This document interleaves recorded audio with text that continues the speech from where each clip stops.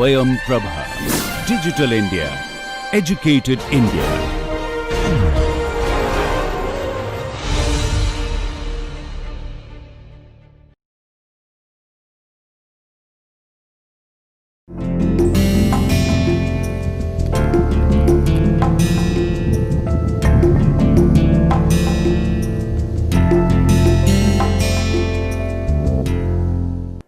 नमस्कार।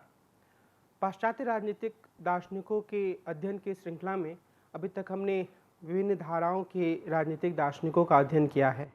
आज हम कार्ल मार्क्स के विचारों का अध्ययन करेंगे, लेकिन यह पूरा अध्ययन हम दो चरणों में करेंगे। पहले व्याख्यान में हम कार्ल मार्क्स और फ्रेडरिक एंगल्स, जो कि उनके सहयोगी थे, उनके बारे में जानकारी हासिल करेंगे, और जो दूसरा हमारा जो दूसरी श्रृंखला होगी इस अध्ययन की, उसमें हमारी कोशिश यह होगी कि हम मार्क्सवाद से जुड़े मूल सिद्धांतों की बात करें। अगर हम कार्ल मार्क्स और फ्रेडरिक एंगल्स के पूरे चिंतन पर ध्यान दें, जिसे कि मोटे तौर पर मार्क्सवाद के नाम से जाना जाता है, तो उसमें और जब हम मार्क्सवाद की बात करते हैं तो यह भी हमारे दिमाग में स्पष्टता होनी चाहिए कि इसमें कार्ल मार्क्स और फ्रेडरिक एंगल्स के बाद जो दूसरे कई विचारक आए जिन्होंने मार्क्सवाद को आधार मानते हुए चिंतन किया, उनके विचारों को भी शामिल किया जाता है। लेकिन हमारे अध्ययन का दायरा होगा कार्ल मार्क्स और फ्रेडरिक एंगल्स का चिंतन। मूल रूप से हमारी जो पूरी चर्चा की रूपरेखा होगी, उसमें हम अपनी पहली चर्चा में कार्ल मार्क्स, फ्रेडरिक एंगल्स के जीवन की विभिन्न घटनाओं, उनके द्वारा रचित विभिन्न पुस्तकों पर ध्यान देंगे, और उसके बाद हम कार्ल मार्क्स के अलगाव या एलियनेशन के सिद्धांत को समझने की कोशिश करेंगे। हम इसका आलोचनात्मक परीक्षण करेंगे। दूसरे भाग में हमारी कोशिश होगी कि जिसे आधिकारिक मार्क्सवाद के रूप में जाना गया, या जिसे मार्क्सवाद की मूल प्रस्थापनाओं के रूप में विभिन्न कम्युनिस्ट पार्टियों ने स्वीकार किया, उस तरह के मार्क्सवाद की हम बात करें, जिसमें हम द्वंद्वात्मक भौतिकवाद, ऐतिहासिक भौतिकवाद, अतिरिक्त मूल्य के सिद्धांत, वर्ग चेतना, वर्ग संघर्ष, क्रांति, सर्वहारा की तानाशाही, समाजवाद, साम्यवाद इत्यादि जो विभिन्न घटक हैं इस तरह के मार्क्सवाद के, उनका आलोचनात्मक विश्लेषण करेंगे।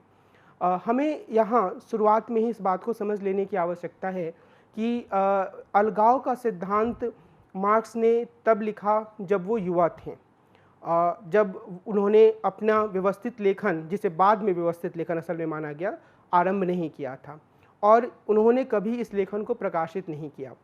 बाद में 1930 के दशक के आरंभ में ये लेखन प्रकाशित हुए, और असल में ये बिखरे हुए लेखन थे, और इसके संपादकों ने इसे सुव्यवस्थित किया और 50,000 शब्दों की एक पुस्तक के रूप में इकोनॉमिक एंड फिलोसॉफिकल मैन्युस्क्रिप्ट्स का प्रकाशन हुआ। तो ये बाद की खोज है, लेकिन हमारा जो अध्ययन है, चूँकि हम एक सिलसिलेवार तरीके से आगे बढ़ना चाह रहे हैं, तो हम पहले इसकी चर्चा करेंगे। लेकिन आप हमेशा ही अपने दिमाग में इस बात को साफ रखेंगे कि जो मार्क्सवाद का अलगाव का सिद्धांत है, वह बाद में उभर कर सामने आया और वह बाद में मार्क्सवाद का भाग बना, और इसके कारण से जो मार्क्सवाद की एक ऐसी व्याख्या थी जो कि communist party of Soviet union के द्वारा आगे बढ़ाई जा रही थी, उसको काफ़ी चुनौती भी मिली, जिसके बारे में हम आगे ध्यान देंगे। तो अभी मैं सिर्फ यह चाहता हूं कि आप अपने दिमाग में यह साफ रखें कि जिस अलगाव के सिद्धांत की समझ हम इस पहले व्याख्यान में बनाने की कोशिश करेंगे, असल में वह बाद में 1930 के दशक में मार्क्सवाद का भाग बना। मार्क्स ने इसे पहले अपने युवावस्था के दौर में लिखा था, लेकिन यह बाद में मिला, बाद में प्रकाशित हुआ। लेकिन हम पहले मार्क्स, एंगल्स के जीवन और उनकी विभिन्न पुस्तकों की रचना के साथ इसका अध्ययन कर रहे हैं, और यहीं पर हम आलोचनात्मक तरीके से इसका विश्लेषण करेंगे, और इस बात का भी विश्लेषण करेंगे कि इसने मार्क्सवाद पर किस तरीके का प्रभाव डाला। हमारी जो आज की चर्चा है उसमें हम मुख्य रूप से इन बिंदुओं के माध्यम से आगे बढ़ेंगे। सबसे पहले मैं थोड़े विस्तार से कुछ प्रमुख बिंदुओं को समेटते हुए कार्ल मार्क्स और एंगल्स का जीवन परिचय दूंगा। इसके बाद मैं इनकी प्रमुख कृतियों की बात करूंगा। यहाँ पर इनके प्रमुख जो लेखन हैं उसकी बातचीत के दौरान हमें यह याद रखने की ज़रूरत है कि कार्ल मार्क्स ने बहुत सारे पुस्तकों, लेखों, पुस्तिकाओं की रचना अकेले की। एंगल्स ने भी बहुत सारे पुस्तकों, पुस्तिकाओं की रचना अकेले की और कुछ पुस्तकें ऐसी हैं जो इन दोनों ने साथ मिलकर लिखें। लेकिन इन दोनों का एक बौद्धिक साथ हमेशा ही बना रहा, यानी कि जब से ये मिले और जब तक मार्क्स की मृत्यु नहीं हुई, तब तक अलग अलग स्थानों पर रहने के बावजूद चिट्ठियों के माध्यम से इनका बौद्धिक सरोकार एक दूसरे से जुड़ा रहा। इसलिए कई बार जिसे हम अकेले मार्क्स की पुस्तक मानते हैं, उसमें भी एंगल्स के विचारों की स्पष्ट छाप हमें दिख सकती है, यह हमें स्वीकार करनी चाहिए। उसी तरीके से एंगल्स की बहुत सारी रचनाओं में मार्क्स के विचारों की छाप साफ तौर पर दिखेगी। तो हम इनके प्रमुख कृतियों की बात करेंगे। उसके बाद हम अलगाव के सिद्धांत के या एलिनेशन के सिद्धांत के बारे में बात करेंगे। लेकिन इसकी बातचीत की शुरुआत में हम यह भी समझने की कोशिश करेंगे कि मार्क्स के पहले क्या कभी सिद्धांतकारों ने या आम जनजीवन में इस तरह की शब्दावली का प्रयोग हो रहा था, और अगर हो रहा था तो वो किस रूप में था। और इसी संदर्भ में कुछ नज़दीक जाकर हम हेगेल के विचारों को देखेंगे, फ्योरबैक के विचारों को देखेंगे, और उसके बाद हम मार्क्स के विचारों का अध्ययन करेंगे। और आखिर में हम आलोचनात्मक तरीके से इन जो अलगाव का पूरा मुद्दा है उसको समझने की कोशिश करेंगे। इस बात में कोई संदेह नहीं है कि कार्ल मार्क्स आधुनिक दौर के सबसे महानतम चिंतकों में से एक हैं। ये ऐसे चिंतक थे जिन्होंने अपने समय में चल रही घटनाओं का ही विश्लेषण नहीं किया, बल्कि इतिहास की एक अपने तरह की व्याख्या प्रस्तुत की, और उन्होंने यह भी बताने का प्रयास किया कि किस तरीके से इतिहास आगे जाकर एक ऐसे परिवर्तन की ओर मुड़ सकता है जहाँ से समाज के सभी वर्गों के लिए समान स्थिति का विकास हो सकता है, जहाँ से साम्यवादी व्यवस्था की स्थापना की जा सकती है। तो इस लिहाज से कार्ल मार्क्स का एक अनुपम योगदान है। लेकिन हमें यह भी ध्यान रखना होगा कि कार्ल मार्क्स अपने जीवन में शायद उतने प्रसिद्ध नहीं थे जितने प्रसिद्ध वो अपने जीवन के बाद के दौर में हुए, खास तौर पर बोल्शेविक क्रांति होने के बाद, और फिर 20वीं सदी के पहले भाग में और दूसरे भाग में जब बहुत देशों में कम्युनिस्ट शासन की स्थापना हुई, तो मार्क्सवादी चिंतन का जो वर्चस्व है वो काफ़ी अधिक बढ़ा था। इन बिंदुओं के बारे में हम आगे और तफसील से बातचीत करेंगे। लेकिन अगर हम मार्क्स के जीवन की बात करें तो सबसे जो शुरुआती बात है वो हमें यह याद रखनी चाहिए कि मार्क्स का जन्म 1818 में 5 मई 1818 को इंग्लैंड में ट्रियर में हुआ था, और इनकी मृत्यु 14 मार्च 1883 को हुई थी। मार्क्स के पिता प्रबोधनकालीन तार्किकतावाद से प्रभावित बुद्धिजीवी थे। वे वॉल्टेयर और लेसिंग के विचार को अच्छी जानकारी रखते थे। वे ट्रियर के एक सम्मानित वकील थे। सिर्फ अपनी नौकरी छूट जाने के डर से ही वे एक प्रोटेस्टेंट धर्म को स्वीकार करने के लिए तैयार हुए। 17 साल की उम्र में मार्क्स ने बॉन विश्वविद्यालय के लॉ फैकल्टी में दाखिला लिया। उस समय वहाँ रोमांटिकवाद का वर्चस्व था।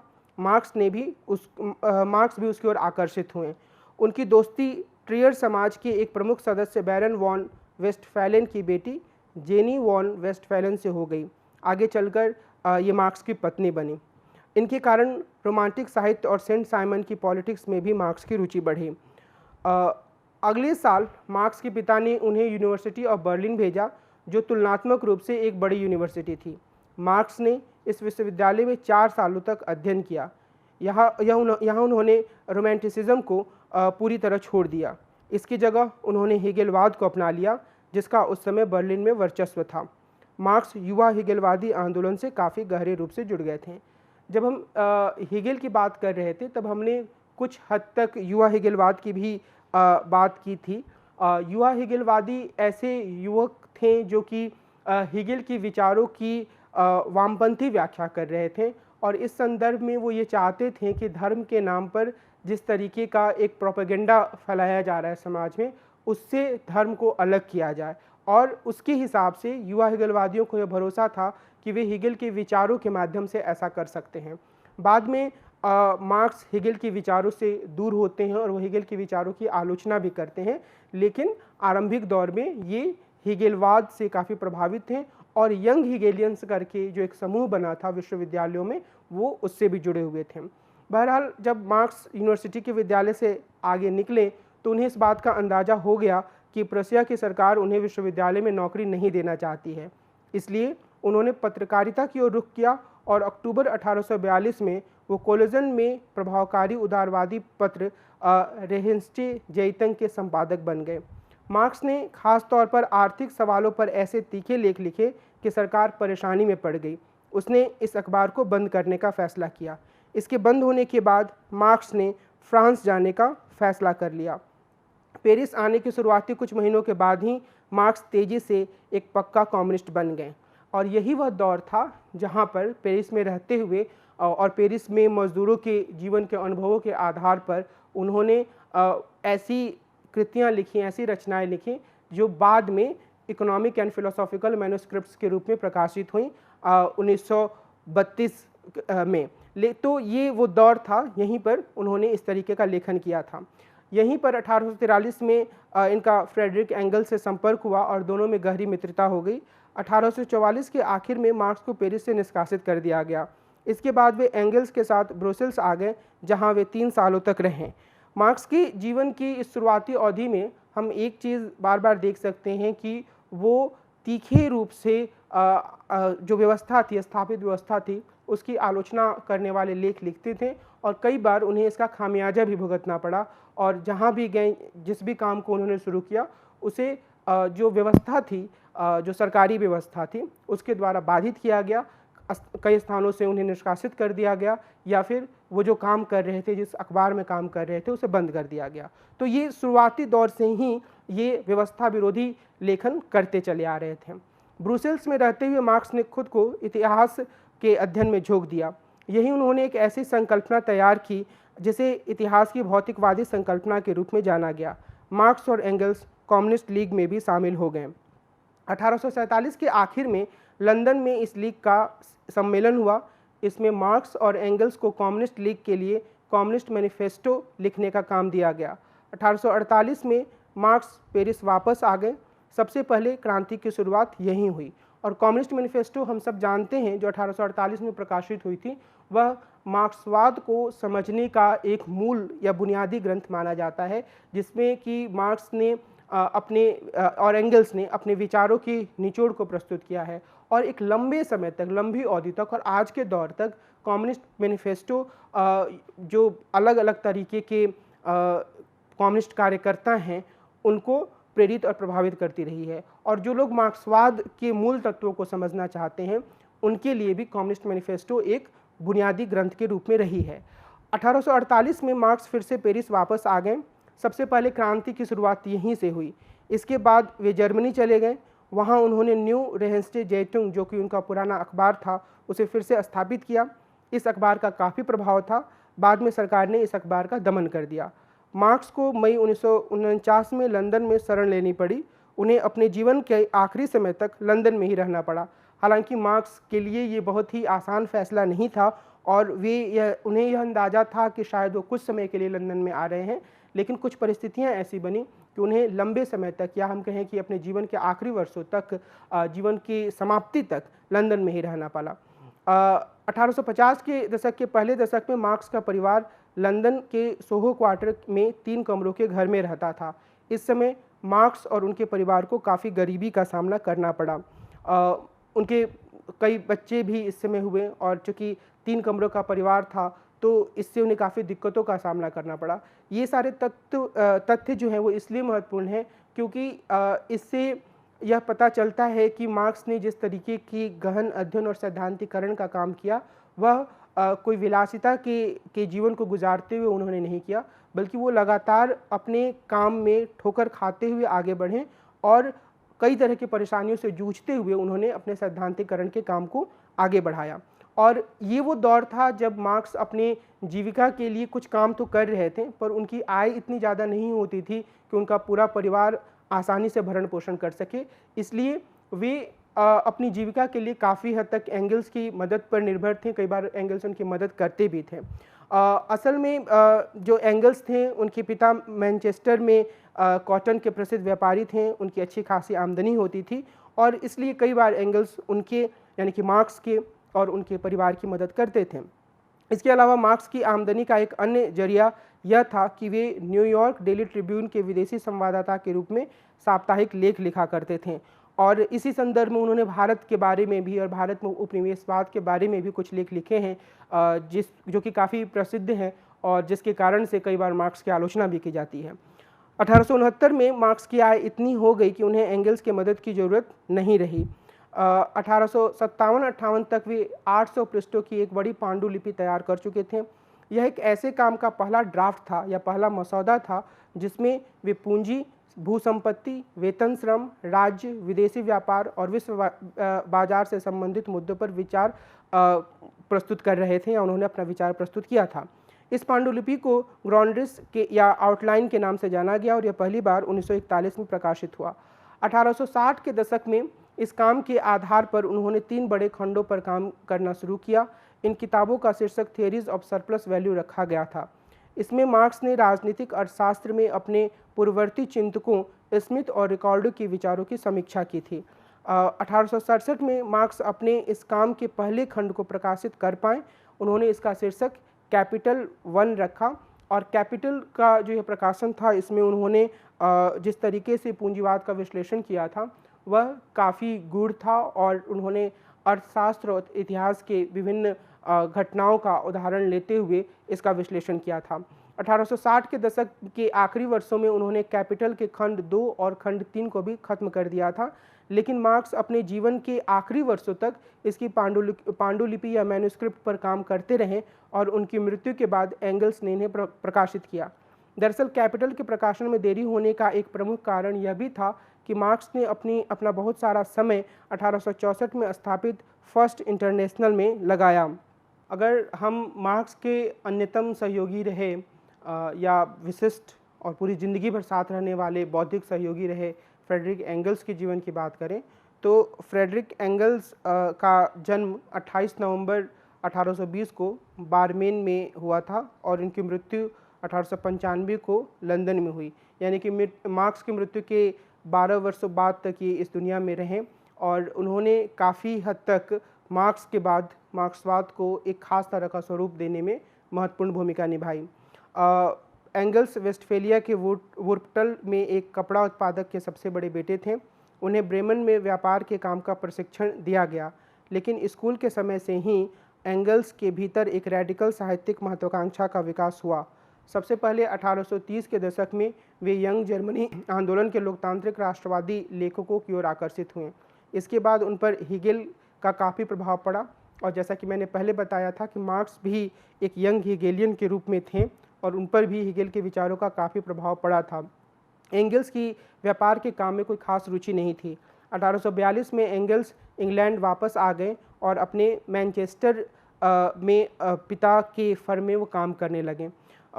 इंग्लैंड के समाज में श्रमिक वर्ग के अनुभवों के बारे में उन्होंने एक पुस्तक the condition of the working class लिखी। यह किताब लिखने के दौरान एंगल्स की मार्क्स के साथ पहली मुलाकात हुई, जिसमें उन्होंने विविध मुद्दों के बारे में विचार विमर्श किया। उनमें यह सहमति बनी कि वे अपने विचारों को सार्वजनिक रूप से व्यक्त करने के लिए मिलकर एक किताब लिखेंगे। इसके बाद दोनों ने मिलकर द होली फैमिली की रचना की। इस तरह उन दोनों के बीच सहयोग की शुरुआत हुई जो जीवन पर्यंत चलती रही। और जैसा कि हमने पीछे देखा कि एंगल्स सिर्फ मार्क्स के बौद्धिक सहयोगी ही नहीं थे, बल्कि कई बार उन्होंने मार्क्स की आर्थिक मदद भी की। इस लिहाज से मार्क्स के लेखन में और उनके द्वारा तैयार किए गए सैद्धांतिकरण में एंगल्स का सिर्फ बौद्धिक योगदान ही नहीं था, बल्कि एक ऐसा योगदान भी था जिसमें उन्होंने अपने मित्र को एक ऐसा वातावरण दिया जिसमें वह तुलनात्मक रूप से बेहतर सैद्धांतिकरण या अध्ययन का काम कर पाएँ। एंगल्स ने मार्क्स की मृत्यु के बाद कैपिटल 2 और कैपिटल 3 यानी कि कैपिटल के दूसरे और तीसरे खंड को प्रकाशित किया और उनकी कई अप्रकाशित पुस्तकों को भी उन्होंने प्रकाशित करवाया। मार्क्सवाद को एक विज्ञान का दर्जा देने में एंगल्स की अत्यंत महत्वपूर्ण भूमिका मानी जाती है। असल में मार्क्स ने कभी भी खुलकर यह दावा नहीं किया कि वो जिस सिद्धांत को आगे बढ़ा रहे हैं वह कोई विज्ञान है, लेकिन मार्क्स की मृत्यु के बाद उनकी प्रार्थना सभा में ही एंगल्स ने यह घोषणा कर दी कि मार्क्स का जो प्रमुख योगदान है वह यह है कि उन्होंने एक विज्ञान के रूप में एक ऐसा दर्शन दिया है जिससे हम दुनिया के अतीत को समझ सकते हैं और भविष्य में होने वाली घटनाओं की दिशा भी तय कर सकते हैं। और यहाँ पर हम आगे यह देखेंगे कि किस तरीके से जो द्वंद्वात्मक भौतिकवाद का सिद्धांत या डायलेक्टिकल मटेरियलिज्म का जो सिद्धांत था, असल में उसको एक ख़ास तरीके का रूप देने में एंगल्स ने काफ़ी महत्वपूर्ण भूमिका निभाई। तो इसके काफ़ी नकारात्मक पक्ष भी हैं, जिसकी काफ़ी आलोचनाएं भी की जाती रही हैं, लेकिन एंगल्स ने अपने स्तर पर जो मार्क्स के साथ सहयोग किया, उसके कारण ही हम यह कह सकते हैं कि मार्क्सवाद एक पूरे सैद्धांतिक चिंतन के रूप में या सैद्धांतिक दर्शन के रूप में उभर कर सामने आ पाया। तो हम जिसे मार्क्सवाद के नाम से जानते हैं, उसका श्रेय अगर हम सिर्फ मार्क्स के जीवन की में लिखी गई रचनाओं की ही बात करें, तो भी उसका श्रेय सिर्फ कार्ल मार्क्स को नहीं दिया जा सकता है, बल्कि उसमें फ्रेडरिक एंगल्स का भी उतना ही योगदान है। और अगर हम मार्क्सवाद के पूरे दायरे का विस्तार करें, तो हम यह कह सकते हैं कि बाद में भी कई लेखकों ने मार्क्सवाद में अलग अलग तरीके से अपना योगदान दिया। अब हम यह समझने की या यह देखने की कोशिश करेंगे कि मार्क्स ने कौन कौन सी प्रमुख कृतियाँ लिखीं और एंगल्स ने कौन कौन सी प्रमुख कृतियाँ लिखीं और कौन कौन सी कृतियाँ इन दोनों ने मिलकर एक साथ लिखीं। सबसे पहले हम मार्क्स की प्रमुख कृतियों की बात करते हैं। Critique of Hegel's philosophy of state, ये 1843 में उन्होंने लिखा था, 1927 में यह प्रकाशित हुआ। ऑन द ज्यूइश क्वेश्चन 1844 में लिखा था। Critique of Hegel's philosophy of right, ये इसका इंट्रोडक्शन 1844 में। इकोनॉमिक एंड फिलोसॉफिकल मैन्यूस्क्रिप्ट्स 1844 में, और इसका पहला प्रकाशन 1848 में हुआ। द पॉवर्टी ऑफ फिलॉसफी 1847 में। The class struggle in France 1850 में। The 18th Brumaire of Louis Bonaparte 1852 में। A contribution to the critique of political economy 1859 में। कैपिटल का वॉल्यूम 1 1867 में। कैपिटल का वॉल्यूम 2 1885 में, यानी कि इनकी मृत्यु के 2 वर्ष बाद एंगल्स द्वारा प्रकाशित। कैपिटल का वॉल्यूम 3 1894 में। थियरीज ऑफ सरप्लस वैल्यू का वॉल्यूम 1 और 2 1905 में, और वॉल्यूम 3 1910 में प्रकाशित हुआ। और critique of the Gotha programme जो है वो 1875 में प्रकाशित हुआ। एंगल्स की प्रमुख कृतियों की अगर हम बात करें, तो the condition of the working class in England 1845 में प्रकाशित हुई। प्रिंसिपल्स ऑफ कम्युनिज्म 1847 में। सोशलिज्म यूटोपियन एंड साइंटिफिक 1880 में। यह एक छोटी किताब थी जो कि एंटी ड्यूरिंग के 3 अध्याय इसमें सम्मिलित हैं। Origin of the family, private property and the state 1884 में। और मार्क्स और एंगल्स ने मिलकर एक साथ 3 पुस्तकों की रचना की, the Holi family, German ideology और कम्युनिस्ट मैनिफेस्टो। और होली फैमिली 1845 में प्रकाशित हुई, और जर्मन आइडियोलॉजी जो है वो 1932 में प्रकाशित हुई, और manifesto of the communist party 1848 में प्रकाशित हुई। अगर हम मार्क्स के अलगाव के सिद्धांत की बात करें, तो यह पूरा सिद्धांत इकोनॉमिक एंड फिलोसॉफिकल मैन्यूस्क्रिप्ट्स में सामने आता है। और मार्क्स द्वारा 1844 में पेरिस में लिखे गए पांडुलिपियों या मैन्यूस्क्रिप्ट्स के पहले प्रकाशन के समय ही जो सोवियत संपादक थे, उन्होंने इसे इकोनॉमिक एंड फिलोसॉफिकल मैन्यूस्क्रिप्ट्स का शीर्षक दिया, और कई बार इसे 1844 मैन्यूस्क्रिप्ट्स या फिर पेरिस मैन्यूस्क्रिप्ट्स के नाम से भी जाना जाता है। ये जो मैन्यूस्क्रिप्ट्स या पांडुलिपियाँ थी, ये एक रफ़ ड्राफ्ट के रूप में थी। रफ़ ड्राफ्ट का मतलब है कि मार्क्स ने इसे कभी भी इस रूप में अपने लिए भी साफ नहीं किया कि ये इसे प्रकाशन के लिए लिख रहे हैं, और ये भी सच है कि ये रफ़ ड्राफ्ट बिखरे हुए थे, और ये इनका जो एक बड़ा हिस्सा है वह अभी भी उपलब्ध नहीं है। शुरुआती संपादकों ने मार्क्स की स्पष्ट मंशा का अंदाज़ा लगाते हुए पूरी सामग्री को नए सिरे से व्यवस्थित किया। इकोनॉमिक एंड फिलोसॉफिकल मैन्यूस्क्रिप्ट्स का जो पहला प्रकाशन है वह 1932 में हुआ। इसे 19वीं सदी और 20वीं सदी के शुरुआती दशकों में मार्क्स की अलगाव और विअलगाव की अवधारणा की उपेक्षा का एक प्रमुख सैद्धांतिक कारण माना जा सकता है। इसका मतलब यह है कि चूँकि यह लेखन उपलब्ध ही नहीं थे, तो इस कारण से कभी भी इनके प्रकाशन से पहले अलगाव और विअलगाव की जो पूरी अवधारणा है उस पर बातचीत नहीं हुई। लेकिन इसके अलावे इसके बहुत से व्यवहारिक कारण भी थे, जिसके चलते इस तरीके के विचारों का दमन करने या उसको दबाने या इसकी उपेक्षा करने की कोशिश की गई। जो आधिकारिक मार्क्सवाद के समर्थक थे, वे यह नहीं चाहते थे कि मार्क्सवाद में इन विचारों की ज़्यादा चर्चा हो। इसका कारण यह था कि जिस तरीके से मार्क्सवाद की एक पूरी अवधारणा विकसित हुई थी विज्ञान के रूप में, जहाँ पर द्वंद्वात्मक भौतिकवाद, के आधार पर ऐतिहासिक भौतिकवाद काम करता है और उसके आधार पर इतिहास की एक पूरी तस्वीर प्रस्तुत की जाती है, उसमें अलगाव का जो ये पूरा विचार था वो फिट नहीं होता था और यह एक तरीके से विज्ञान को के रूप में मार्क्सवाद की जो पूरी अवधारणा थी उसको चुनौती प्रस्तुत करता था। तो इसलिए इसकी उपेक्षा करने की कोशिश की गई। लेकिन सबसे पहले लुकाच ने इस पूरे मैन्युस्क्रिप्ट्स को खोजे जाने के पहले ही अपने लेखन में जो कि उनकी पुस्तक थी हिस्ट्री एंड क्लास कॉन्शसनेस में उन्होंने अलगाव के कुछ पहलुओं की विवेचना की।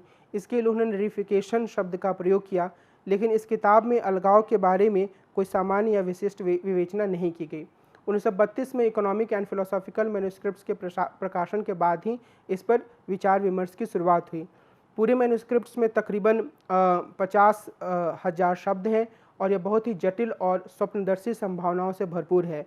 इसमें गहरी नई सैद्धांतिक रूपरेखा के भीतर राजनीतिक अर्थशास्त्र के बारे में मार्क्स का अध्ययन, साम्यवाद के बारे में मार्क्स का दृष्टिकोण और हीगेल के संदर्भ में मार्क्स की प्रतिक्रिया शामिल है। और इस लिहाज से यह पुस्तक अत्यंत महत्वपूर्ण है कि बिखरे होने के बावजूद इसमें एक ऐसी अंतर्दृष्टि है जिसमें कि कार्ल मार्क्स की एक हद तक यूटोपियन कही जाने वाली सोच भी सम्मिलित है। यानी कि वो इसमें सीधे तौर पर यह नहीं बताते हैं कि किस तरीके से क्रांति होगी, किस तरीके से इतिहास कार्य करता है और किस तरीके से वर्ग संघर्ष करते हुए साम्यवाद की स्थापना होगी, लेकिन वे साम्यवाद के एक लक्ष्य को जरूर प्रस्तुत करते हैं, वे सामाजिक परिवर्तन के एक लक्ष्य को जरूर प्रस्तुत करते हैं। वे यह अवश्य बताते हैं कि पूंजीवाद के भीतर मजदूर किस तरीके से एक अत्यंत कठिनाई वाली ज़िंदगी जी रहा है, जहाँ पर उससे सारे संसाधन, जीविका के सारे स्रोत उससे छीन लिए जाते हैं और वह बिल्कुल ही हाशिए पर रहते हुए अपने काम से, प्रकृति से और खुद से अलग थलग हो जाता है। तो इस लिहाज से यह जो लेखन है वह मार्क्स के लेखन, जो बाद का लेखन है जिसमें वो व्यवस्थित रूप से पूंजीवाद का और इतिहास का विश्लेषण करते हैं, उसका एक पूर्ववर्ती रूप है जहाँ पर वो काफ़ी हद तक एक यूटोपियाई अंदाज में अपने विचारों को व्यक्त करते हैं। काफ़ी हद तक वो एक दूसरे मजदूरों के दर्द को समझने वाले युवक के रूप में अपने विचारों को प्रस्तुत करते हैं। बहरहाल मार्क्स के अलगाव के विचारों को समझने से पहले यह ज़्यादा अच्छा होगा कि हम मार्क्स के पहले जो विचारक थे उनके भीतर अलगाव का विचार कैसे सामने आया इस पर ध्यान दें। एक तो जो सबसे महत्वपूर्ण बात है वो यह है कि हम अपनी रोज़मर्रा की ज़िंदगी में भी दोस्तों या सहयोगियों के अलग होने के अर्थ में अलगाव का विचार पर शब्द का प्रयोग करते हैं। व्यापार में जब किसी वस्तु को दूसरे व्यक्ति को दे दिया जाता है, किसी संपत्ति को दूसरे व्यक्ति को स्थानांतरित कर दिया जाता है, तो ऐसी स्थिति में भी अलगाव शब्द का इस्तेमाल किया जाता है। चिकित्सा या मेडिकल साइंस में भी कई बार अलगाव शब्द का इस्तेमाल किया जाता है जब यह कहा जाता है कि कोई व्यक्ति दुनिया की हकीकत को समझने में समर्थ नहीं है और उसका दुनिया से अलगाव हो गया है, तो इस अर्थ में भी अलगाव शब्द का इस्तेमाल किया जाता है।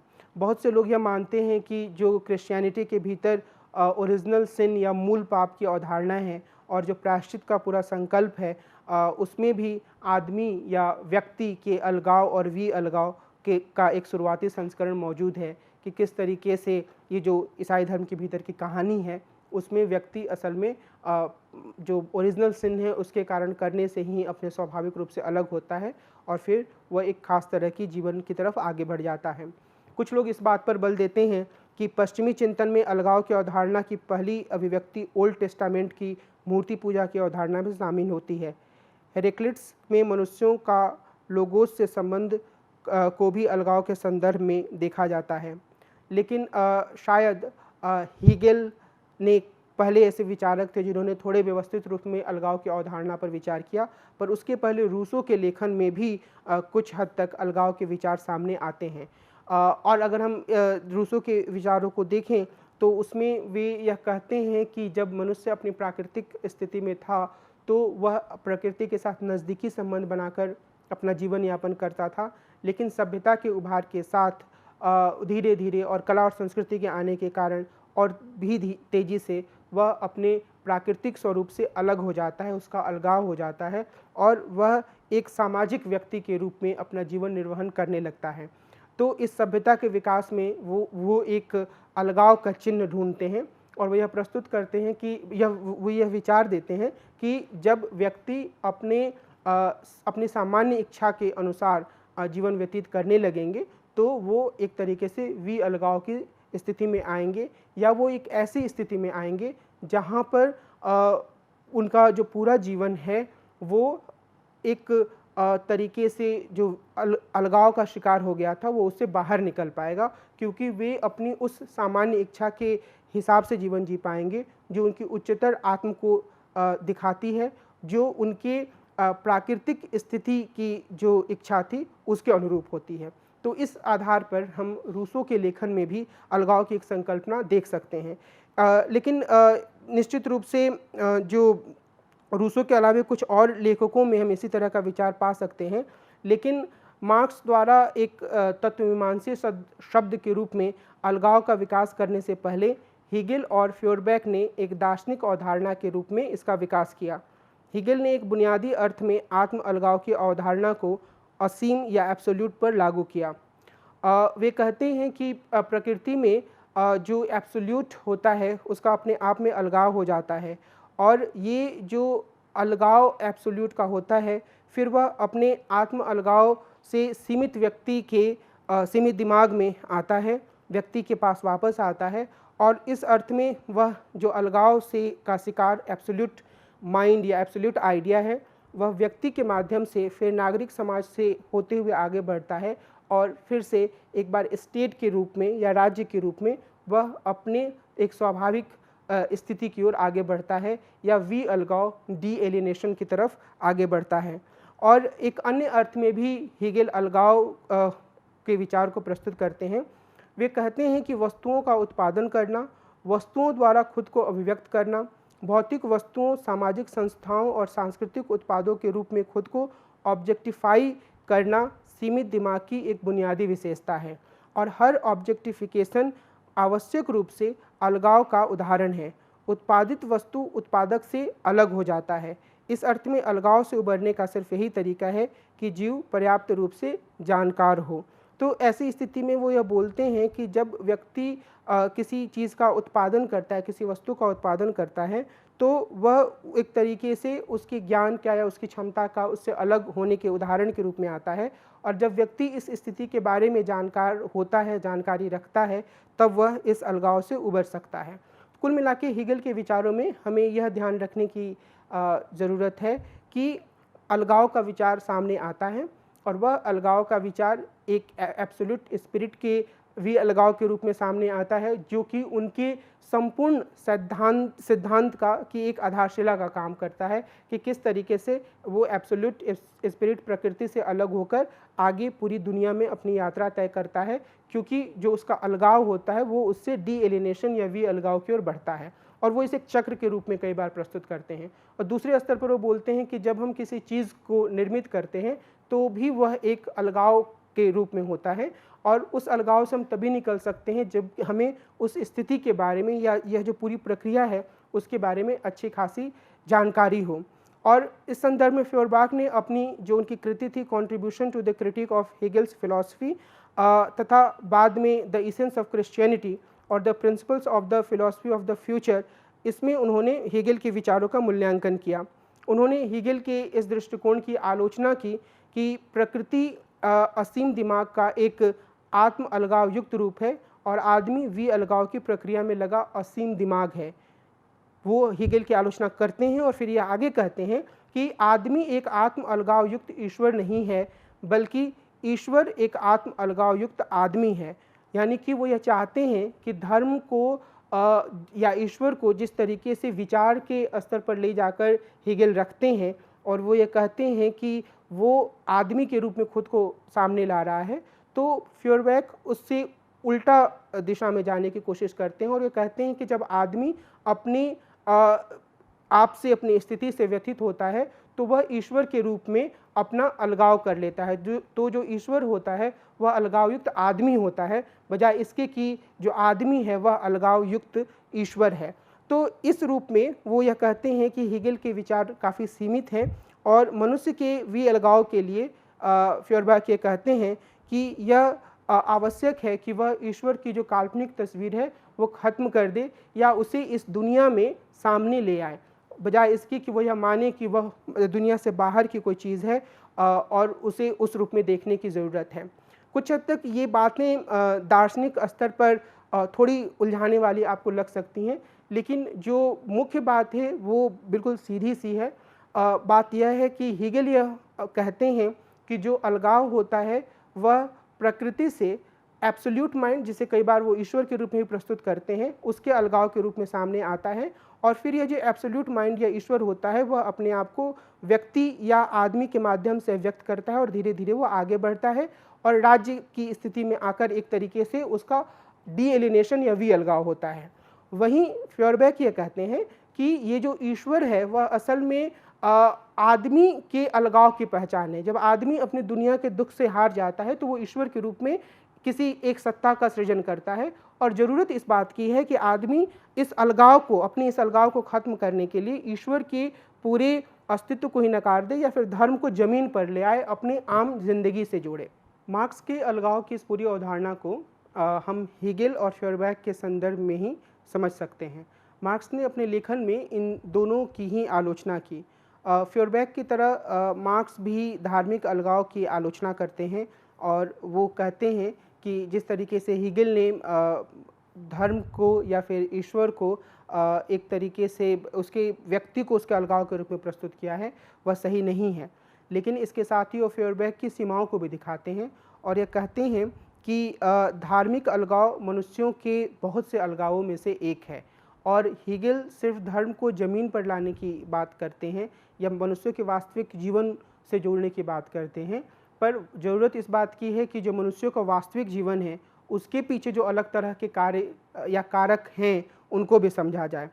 उनका कहना है कि मनुष्य के एक हिस्से का ईश्वर के रूप में अलगाव होता है, उसकी अपनी आध्यात्मिक गतिविधि के दूसरे रूपों से भी दर्शन, कॉमन सेंस, कला, नैतिकता के रूप में अलगाव हो जाता है।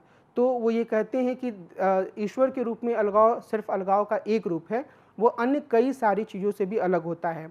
कॉमोडिटी या पण्य, पैसा, पूंजी के रूप में उसका अपनी आर्थिक गतिविधियों के उत्पादों से भी अलगाव हो जाता है। इसी तरह राज्य, कानून और सामाजिक संस्थाओं के रूप में उसका अपनी सामाजिक गतिविधियों से अलगाव होता है और अन्य लोगों से अलगाव होता है। अलगाव के ये विभिन्न प्रकार आखिरी रूप में एक ही होते हैं।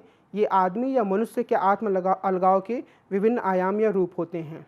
मार्क्स के लेखन में अलगाव या परायपन या बेगानापन, ये अलग अलग शब्द हैं जो कई बार एलिनेशन के लिए हिंदी में प्रयुक्त किए जाते हैं। यह एक ऐसी स्थिति के रूप में सामने आती है, बेगानापन या परायापन या अलगाव, जिसमें एक व्यक्ति, एक समूह, एक संस्था या समाज निम्न बातों से अलगाव का शिकार हो जाता है। पहला, अपने काम के नतीजे या उत्पाद से और खुद अपने काम से। मैं इसको थोड़ी व्याख्या करूंगा इन 3 बिंदुओं या 4 बिंदुओं को बताने के बाद। दूसरा, उस प्रकृति से जिसमें वह रहता है। तीसरा, मनुष्यों से और इनके अलावा। चौथा, 1 से लेकर 3 तक किसी के या सभी के माध्यम से, खुद से, ऐतिहासिक रूप से निर्मित अपनी मानवीय संभावनाओं से। तो अगर हम इन चारों बिंदुओं पर ध्यान दें तो मुख्य रूप से मार्क्स क्या कहना चाहते हैं? मार्क्स यह कहना चाहते हैं कि जो अलगाव होता है, विशेष रूप से जो पूंजीवादी व्यवस्था के भीतर अलगाव होता है, उसमें व्यक्ति हर प्रकार के सृजनात्मक सुख, हर प्रकार के संबंधों से मिलने वाले सुख, प्रकृति से मिलने वाले सुख या अपनी पहचान और खुद की अपनी पहचान से अलग थलग हो जाता है। उनका यह कहना है कि पूंजीवाद के भीतर मनुष्यों को इस तरीके से काम करने के लिए, खासतौर पे जो अगर वो श्रमिक वर्ग का मनुष्य है तो, और अगर वो पूंजीपति वर्ग का मनुष्य है तब भी दोनों ही इस तरीके से काम करते हैं कि सबसे पहले वे अपने काम के से ही उनका जुड़ाव खत्म हो जाता है। मार्क्स मानते हैं कि जब मध्यकालीन दौर था तो उस समय कम से कम एक व्यक्ति किसी चीज़ का निर्माण करता था तो वो सीधे तौर पर उसका निर्माण करता था और उसे उसके सुख का एहसास भी होता था कि उसने किसी चीज़ का सृजन किया है। मिसाल के तौर पर अगर कोई कुम्हार किसी मिट्टी के बर्तन को बनाता है तो उससे उसको एक सृजन का सुख मिलता है, लेकिन पूंजीवाद के भीतर इस तरह की संभावना पूरी तरीके से खत्म हो जाती है। पूंजीवाद के भीतर हर व्यक्ति किसी एक बड़े उत्पाद के छोटे अंश का निर्माण कर पा रहा है, तो उसे यह एहसास नहीं होता है कि आखिर वो किस चीज़ को बना रहा है। अगर हम किसी कंपनी की बात करें, मिसाल के तौर पर मनेसर दिल्ली के पास जो जगह है वहाँ पर अगर स्थित मारुति कंपनी की बात करें तो वहाँ पर बहुत सारे जो लोग काम करते हैं वो सिर्फ काम का एक छोटा हिस्सा यानी कि कार का जो मॉडल उनके सामने आता है और उन्हें कुछ नट वोल्ट घुमाना होता है, तो इतना काम करते हैं तो कभी भी उन्हें यह एहसास नहीं हो पाएगा कि उन्होंने खुद किसी चीज़ का सृजन किया है, खुद किसी चीज़ का निर्माण किया है। तो इस लिहाज से वो अपने काम से अलग हो जाते हैं। दूसरे स्तर पर चूँकि पूंजीवाद के भीतर श्रमिक को अपने अस्तित्व को कायम रखने के लिए दिन रात लगातार काम करना पड़ता है, कई बार उसे ओवर टाइम करना पड़ता है क्योंकि उसे अपने परिवार की ज़रूरतों को पूरा करना होता है, तो ऐसी स्थिति में वह धीरे धीरे अपने परिवार के लोगों से भी दूर होता जाता है क्योंकि जो काम है, जो जीविका के लिए चलने वाला काम है, वो उसकी सारी ऊर्जा को सोख लेती है। और तीसरे स्तर पर उसे कभी इस बात का एहसास नहीं होता है कि कोई प्रकृति जैसी चीज़ है जिसके पास उसे जाना चाहिए, उसे उस चीज़ को देखना चाहिए, समझना चाहिए, तो वो पूरी तरीके से उससे भी अलग हो जाता है और अंत में वह सिर्फ एक ऐसा व्यक्ति बन जाता है जो सिर्फ मशीन की तरह काम कर रहा है और उसका अपने आप से भी कोई जुड़ाव नहीं रह जाता है। तो इस स्तर पर आकर वह खुद से भी अलग हो जाता है और यह पूरी प्रक्रिया सिर्फ श्रमिक वर्ग के साथ नहीं होती है, मुख्य रूप से श्रमिक वर्ग के साथ ही होती है, लेकिन इस अलगाव का शिकार वह पूंजीपति भी होता है जो दिन रात मुनाफे की तलाश में रहता है और मुनाफे की तलाश में ही काम करते रहता है।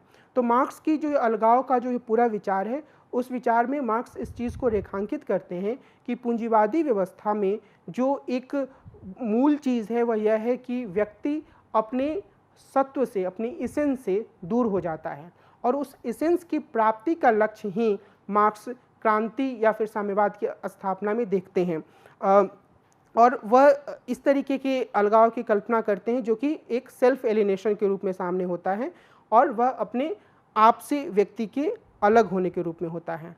यह जो सेल्फ एलिनेशन होता है जो कि अलगाव का सबसे चरम रूप है, इसमें यह जो अलगाव का एकमात्र आखिरी चरण नहीं है बल्कि यह अलगाव का इसेंस है कि अगर व्यक्ति खुद पूरी तरीके से अलगाव या एलिनेशन का शिकार है तो वो फिर अपने आप से ही अलग है, उसे अपनी संभावनाओं के बारे में कोई पता नहीं है और इसीलिए वे जो अलगाव की पूरी अवधारणा या आत्म अलगाव, सेल्फ एलिनेशन की जो पूरी अवधारणा प्रस्तुत करते हैं उसे वे सिर्फ एक डिस्क्रिप्टिव चीज़ के रूप में या एक स्थिति का वर्णन करने वाली चीज़ के रूप में नहीं देखते हैं, बल्कि वे बोलते हैं कि यह दुनिया में क्रांतिकारी बदलाव करने की एक अपील या एक आह्वान भी है।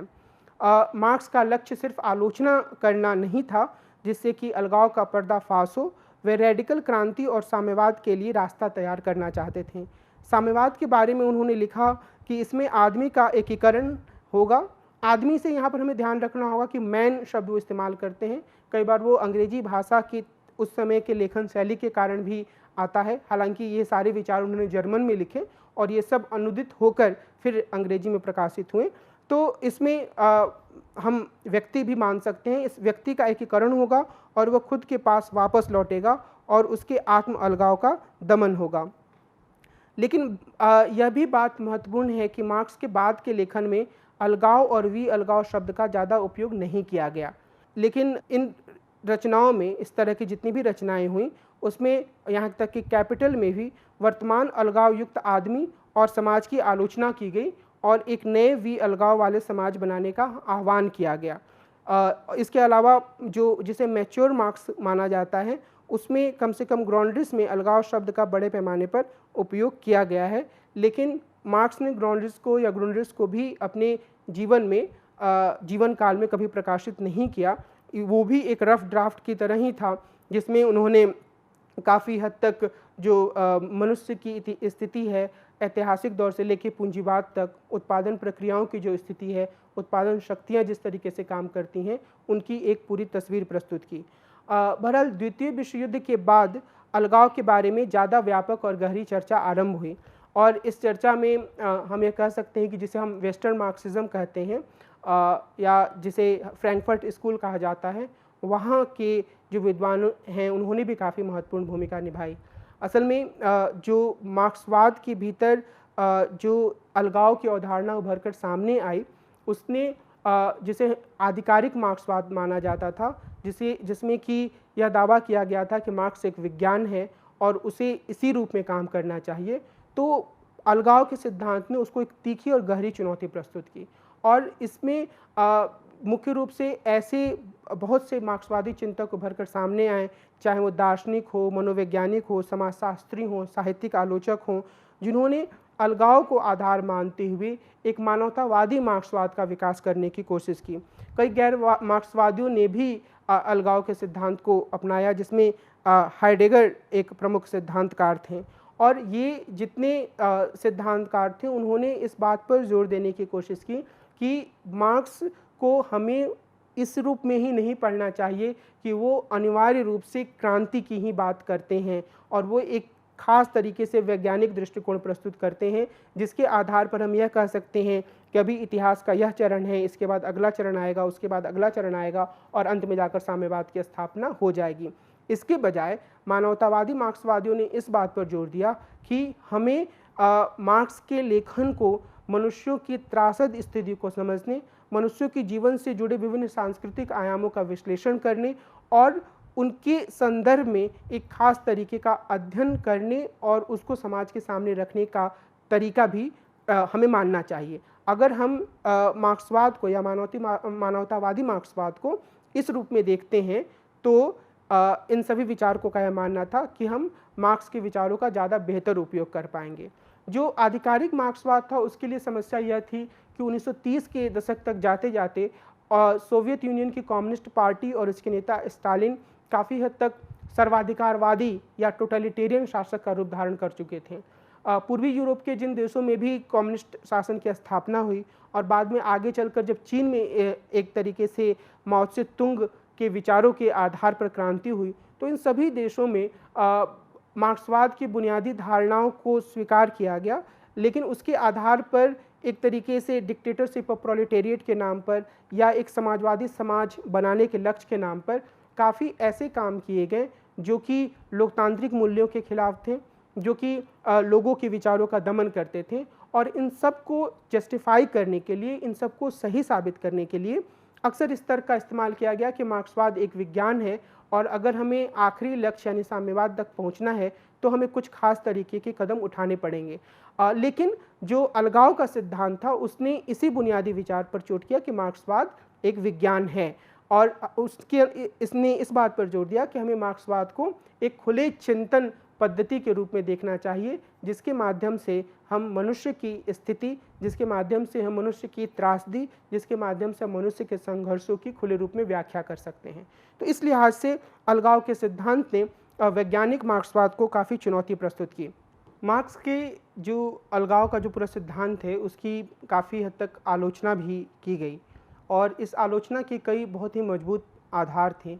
जो सबसे पहला आधार था वह यह था कि यह तर्क दिया गया कि मार्क्स का जो मुख्य काम था कैपिटल के रूप में जो सामने आया, उसमें यह विचार शामिल नहीं किया गया। इसका अर्थ यह है इन आलोचकों के अनुसार, और इस तरह की आलोचनाएं मुख्य रूप से जिसे हम ऑफिशियल मार्क्सवाद या communist party of Soviet union के द्वारा प्रस्तुत किए हुए मार्क्सवाद के रूप में देखते हैं, उसके द्वारा ये आलोचनाएं की गई। तो इन आलोचनाओं में जो मुख्य बात थी वह यह थी कि इनका यह कहना था कि मार्क्स कभी भी अलगाव के सिद्धांत को लेकर खुद गंभीर नहीं थे और अगर वह गंभीर होते तो अपने बाद के लेखन में इसको सम्मिलित करते। तो ये असल में मार्क्स द्वारा एक खास समय पर कुछ विचारों को लिखने की तरह था जो उन्होंने अपनी समझदारी के लिए लिखा, लेकिन जिसको उन्होंने इतना बेहतर नहीं पाया या इतना परिष्कृत नहीं माना कि वो इसे प्रकाशित करके दुनिया के रूप में ले आएँ। तो इसलिए इसे यह नहीं माना जाना चाहिए कि यह मार्क्स की जो बुनियादी सैद्धांतिकरण है उसका एक अभिन्न भाग है। दूसरा, आलोचक यह भी मानते हैं कि मार्क्स की जो यह रचना है वो युवा मार्क्स की रचना है और इसमें उन्होंने भावुकता में आकर ये विचार लिखे हैं और मार्क्स कभी भी खुद इन विचारों को लेकर गंभीर नहीं थे, जैसा कि हमने पहले बिंदु में देखा। युवा मार्क्स और भावुक होने का यहाँ पर क्या अर्थ है? यहाँ अर्थ यह है कि जो माना जाता है इस तरह की सोच में कि व्यक्ति जब युवा होता है तो वो ज़्यादा भावुक होता है, चीज़ों को व्यवस्थित रूप से वो विश्लेषित नहीं करता है बल्कि तुरंत प्रतिक्रिया देता है और उस प्रतिक्रिया के आधार पर वह चीज़ों को तुरंत बदलना चाहता है। और इस तरह के बदलाव की पूरी सोच में यह बात शामिल नहीं होती है अक्सर कि आखिर यह बदलाव कैसे होगा, और इसी लिहाज से युवा और प्रौढ़ के बीच में अंतर किया जाता है। यह माना जाता है कि जब व्यक्ति मैच्योर होता है, जब व्यक्ति प्रौढ़ होता है, तो वो ज़्यादा गहराई से, ज़्यादा व्यवस्थित रूप से रुक कर किसी भी बात पर विचार करता है। वह यह चाहता है कि वह मुद्दों के सभी आयामों को समझे। वह यह चाहता है कि अपनी इस समझ के आधार पर वह फैसला करे और इस फैसले को वो लागू करे, बजाय इसके कि वो तुरंत निर्णय दे। तो इसी आधार पर यंग मार्क्स और मैच्योर मार्क्स के बीच में अंतर किया जाता है, और यह कहा जाता है कि जो यंग मार्क्स थे, उन्होंने वो कभी मज़दूरों की कॉलोनी में घूमने गए, उन्होंने मज़दूरों की बुरी स्थिति देखी और उन्होंने अब आकर प्रतिक्रिया के स्वरूप कुछ बातें लिखीं, जिसमें उन्होंने बताया कि मज़दूर किस तरीके से अलगाव का शिकार है, जिसमें उन्होंने कहा कि इस व्यवस्था को उखाड़ कर फेंक देना चाहिए, जिसमें उन्होंने कहा कि एक साम्यवादी व्यवस्था का निर्माण करना चाहिए। लेकिन उन्होंने कभी भी इसके लिए एक साफ रास्ता नहीं बताया। उन्होंने कभी भी इस बात पर गहराई से विश्लेषण नहीं किया कि आखिर ये स्थिति ऐतिहासिक रूप से कैसे आ गई, इस स्थिति की कौन कौन सी जटिलताएं हैं और इन जटिलताओं को समझते हुए बदलाव की दिशा में कैसे आगे बढ़ा जा सकता है। तो ये जो सारे पहलू जो एक युवा मार्क्स में अनुपस्थित थे, आलोचकों का यह मानना है कि मैच्योर मार्क्स में ये सारी चीज़ें मौजूद हैं।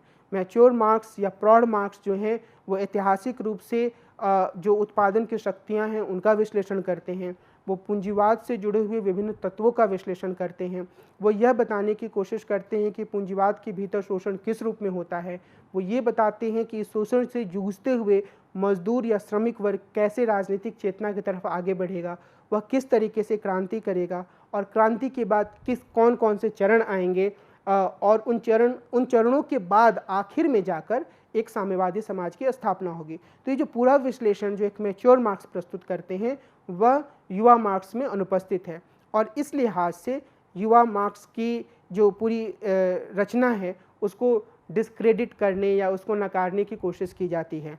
और कई लोगों ने इसमें इस तरह का तर्क देने वालों की भी आलोचना की है, और इसमें क्योंकि इस तर्क में यह माना जाता है कि व्यक्ति जो ज़्यादा उम्रदराज है उसी के पास हर तरह का ज्ञान होता है, और जो युवा होता है वो अक्सर भावुकता की बात करता है। और इन आलोचकों का जवाब देने वालों का मानना है कि इस तरह का विभाजन सही नहीं है और हमें मार्क्स के हर विचार को गंभीरता से ही लेना चाहिए। बहरहाल ये अलगाव की एक महत्वपूर्ण आलोचना है जिसकी समझ हमारे सामने साफ होनी चाहिए।